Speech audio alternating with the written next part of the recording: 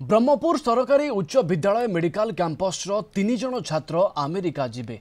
अमेरिकार डलास ठारे आसंता 26 तारिख में आयोजित होगा यूनिकॉर्न सम्मेलन में जोगदेवे यह तीन छात्र। ए तीन छात्र हेले मेडिकल कैंपस स्कूल नवम श्रेणी छात्र पी आदित्य दास, 10म श्रेणी छात्र सौम्य सौरभ गौड़ और श्रीधर जेना।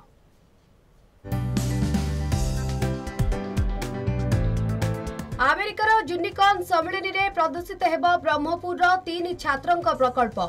ब्रह्मपुर सरकारी उच्च विद्यालय मेडिकल कैंपस तीन छात्र अमेरिकार डलास सहर में आयोजित यूनिकॉर्न सम्मेलन में भाग नेबापी चयन होइछन्ति। आसंता 26 रे एही सम्मेलन आरंभ हेबाकु थिबा बेले ब्रह्मपुर 24 तारिख बाहर नवम श्रेणीर छात्र पी आदित्य दास, 10म श्रेणीर छात्र सौम्य सौरभ गौड़ और श्रीधर जेना। आदित्य सौम्यंको मसाला जीपीटी प्रकल्प और Sridhar ethanol production rural pool नामक प्रकल्प निर्माण करिसेंति। ए दुईटी प्रकल्प जातीय स्तर में श्रेष्ठ प्रकल्प भाव में घोषित होइछे।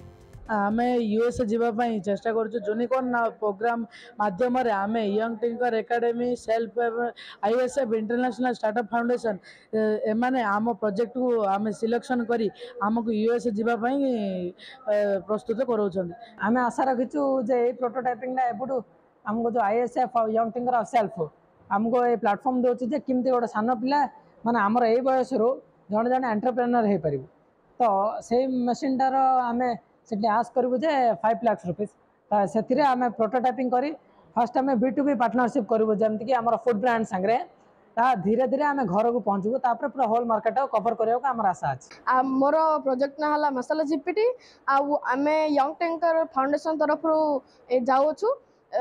यंग टेंकर फाउंडेशन आमको 1.5 वर्ष है आम स्कूल यंग टेंकर स्पेस थी से 1.5 वर्ष है शिखुलु।